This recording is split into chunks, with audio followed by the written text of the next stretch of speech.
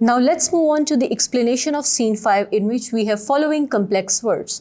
The first word is shrugged, जिसका उर्दू में मतलब है बेइत्मीनानी का इजहार करते हुए कंधे उचकना, while in English it means take no notice of or ignore.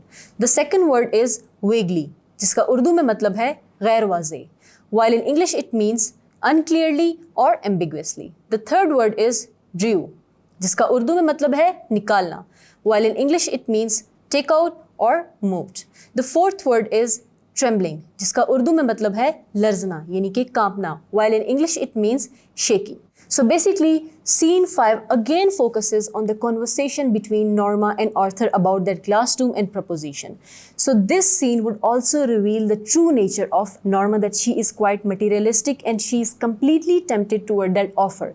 And moreover, in this scene, she would try to convince her husband to push the button. So basically, this scene starts when Norma gets up early and she decorates her dining table with all the foods like pancakes, eggs and bacon. जिस पे उसका husband उससे पूछता है कि आखिर आज occasion क्या है, और फिर वो उसको ये कहती है कि ओकेजन नहीं है, बस वो सिर्फ अपनी मर्ज़ी से बना रही है, और फिर वो रात वाली बात को दोहराने लगती है. अब हमें यहाँ पे ये पॉइंट क्लियर हो चुका है कि वो यकीनन अपने हस्बैंड को इम्प्रेस करना चाह रही है, वो उसको मनाना चाह रही है, इसीलिए वो रात की बात का जिक्र करके कहती है कि आई एम नॉट सेल्फिश, जिस पे उसका हस्बैंड पूछता है कि मैंने आपको कब ऐसा कहा और आप ऐसा कह क्यों रही हैं. और वो उसको बताती है कि जब मैंने रात को बात की थी कि हम उन पैसों से यूरोप का ट्रिप करेंगे, तो मेरा ये मकसद था कि हम दोनों अपने मिल के ड्रीम्स को फुलफ़िल कर सकते हैं, यानी कि ये ऑफ़र हम दोनों के लिए फ़ायदेमंद है. हम यूरोप का ट्रिप कर सकते हैं, we would have nicer clothes, we would have a nicer car and an apartment as well. जिस पे उसका हस्बैंड कहता है कि ये सब चीज़ें हम कर लेंगे, लेकिन नॉर्मा उसे बार बार पूछती है व्हेन, यानी कि वो काफ़ी बेसब्र है, लेकिन उसका हस्बैंड वो रियलिटी पे बिलीव करता है, वो मॉरल वैल्यूज़ पे बिलीव करता है, वो उसको कहता है कि यानी कि हम इन सब चीज़ों को बाद में अचीव करेंगे.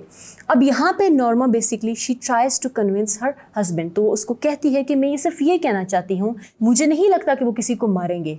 हो सकता है ये कोई रिसर्च हो, वो जानना चाह रहे हो कि नॉर्मली लोग इस तरह की सिचुएशन में क्या करते हैं, क्या वो गिल्ट या एंग्जाइटी में रिस्पॉन्ड करते हैं, हो सकता है ये सिर्फ एक रिसर्च हो रही हो.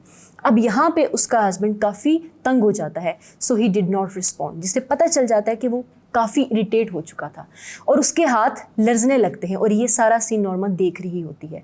तो यहाँ पे सीन 5 ख़त्म हो जाता है. I hope you have understood the explanation of scene 5.